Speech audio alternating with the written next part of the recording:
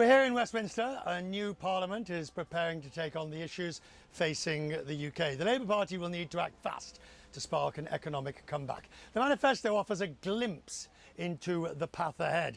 I've got it here, but it seems to be under the bell. It says more than £7 billion. £10 billion will go to fund a national wealth fund. It will go for infrastructure, factories and clean energy projects. The big question, what will Labour do about taxes?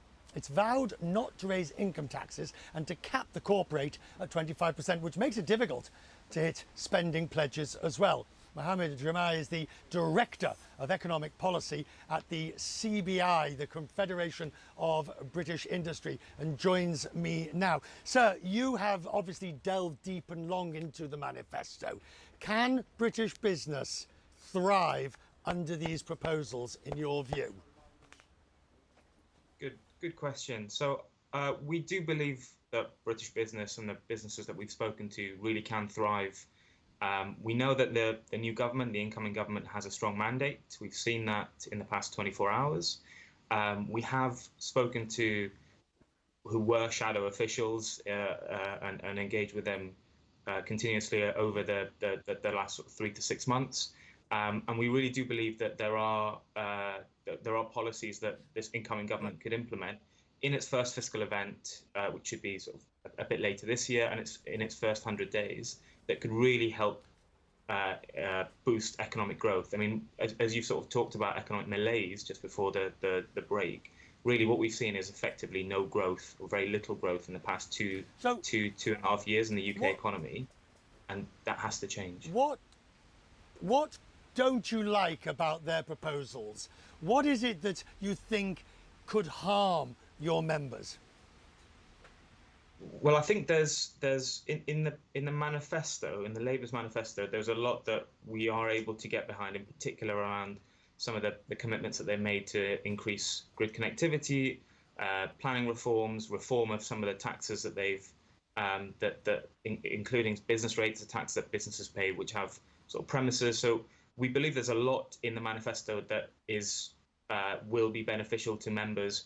I think what we're really calling for is for the incoming government to act quickly within the first 100 days, because there is really an opportunity here that we need to get, as we'd say, roll up our sleeves and get delivering. I think that's what we have been focusing on sort of having those productive conversations with the Labour Party, and they've been very open to engaging with us. We really believe that they are focused on wealth creation and putting business in sort of the driving seat to help increase growth.